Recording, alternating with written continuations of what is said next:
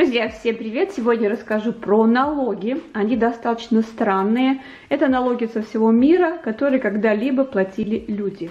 Налог на свободу.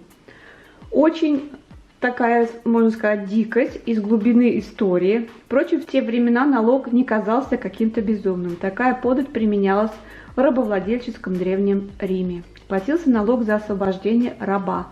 Взывать его могли как с его бывшего хозяина, так и самого вольноотпущенника. Налог на жизнь. Несмотря на то, что жизнь дается людям на безвозмездной основе, руководство государства придерживается другого мнения.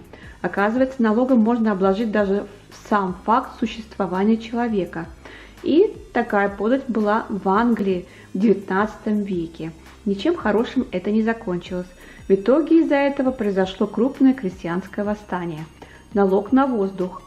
Это вовсе не страшная выдумка из сказки о Чиполлино. Такой налог брали в Византии с богатых представителей общества. Считалось, что большие дома отнимают значительную часть воздуха, а значит, их совсем не бедные хозяева должны компенсировать государству и обществу связанные с этим неудобства. Следующий очень странный налог – это налог на трусость.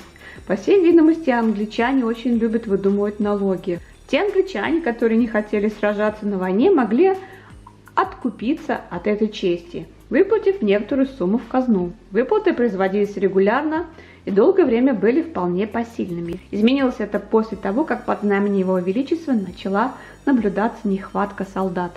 Налог на туалет – широко известный римский налог, который вел император Веспасиан. И именно благодаря этому налогу появилось крылатое латинское выражение «деньги не пахнут».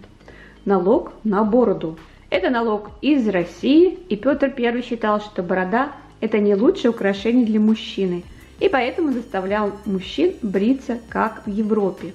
Те, кто ни в какую не хотел расставаться с таким украшением, должен был заплатить налог в казну и носить бороду на здоровье. Налог на шляпу, и снова Великобритания. Каждый, кто хотел украсить себя головным убором, должен был заплатить в казну подать.